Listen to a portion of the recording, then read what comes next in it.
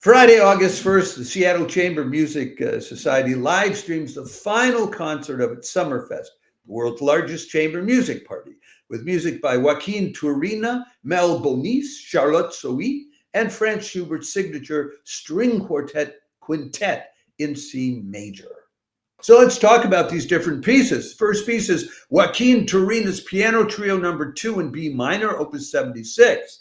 A Spanish composer, he studied in Paris in the early 1900s for like 9 years, but eventually went back to find great success in Spain, playing very Spanish-flavored music. Eventually, he would end up teaching at the Madrid Conservatory and be a celebrated person in terms of Spanish national music. Musicians on this are just very top people. The pianist is Max Levinson, chairman of the piano department at Boston Conservatory, and also on the faculty at the New England Conservatory.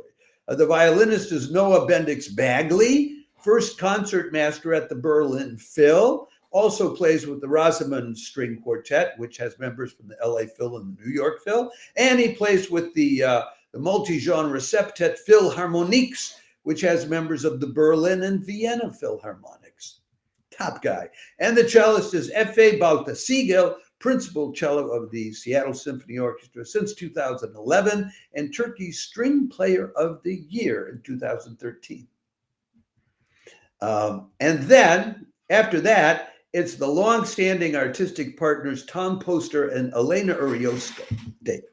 And they'll be playing music by two French composers from the late 1800s, first half of the 20th century, Mel Bonis and Charlotte Sohy.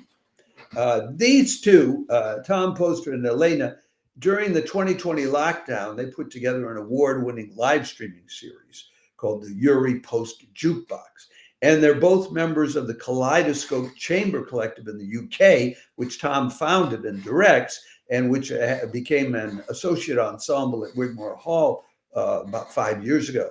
They're going to play two pieces by Mel Bonis, the Andante Religioso, Opus 78, and the Allegretto Ma non troppo, Opus 84. And then they'll play Charlotte Sohy's Thème varié, varied theme, Opus 15. I want to compare for you these two performers. And that's Mel Bonis on the left and Charlotte Sohy on the right.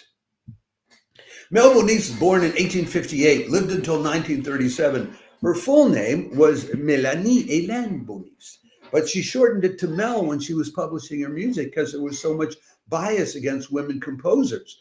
Her family was against her playing music at all, but she learned to play the piano, caught the attention of César Franck, and he got her into the Paris Conservatory, where she studied under him alongside people like Debussy. She went on to compose more than 300 pieces, piano solos, organ pieces, chamber music, mélodie, a mass, and works for orchestra.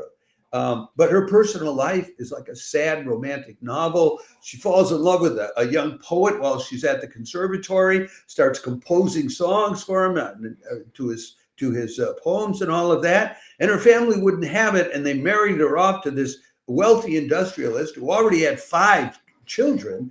She gives him 3 more. In terms of being a performing artist, well, that's over. She's taking care of 8 kids and having 3 of them. But she did get back to composing in the late 1890s and eventually composed all that music. And in 1909, 1910, she composed 3 brief pieces for violin and piano, dedicating them to friends and colleagues in Paris. And you get to hear 2 of them in this concert. But by the time she died in 1937, she had problems with arthritis, which affected her playing even more. And her sort of romantic music had been left behind by musical development. So she was virtually forgotten. That's her in the picture on the left. Now, compare Charlotte Sohy, born 30 years later in 1887. She was the daughter of an industrialist, but her family they were patrons of the arts.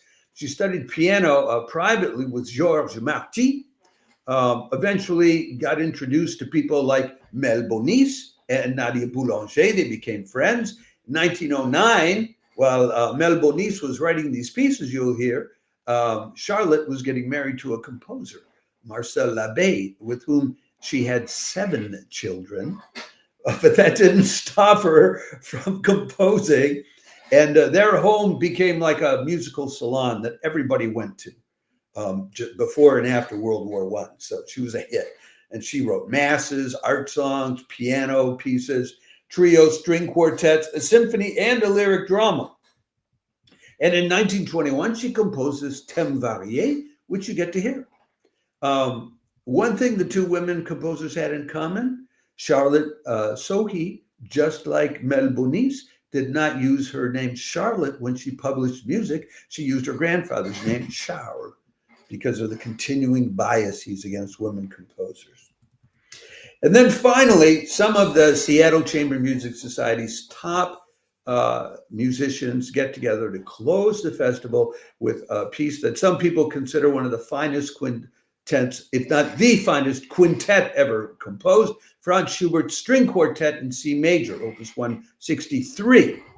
And on that one, let me pull up the picture of the musicians again that we have. It's James Ennis on the violin, founder of the celebrated Ennis Quartet, director of this festival, winner of 2 Grammy Awards and 11 Juno Awards.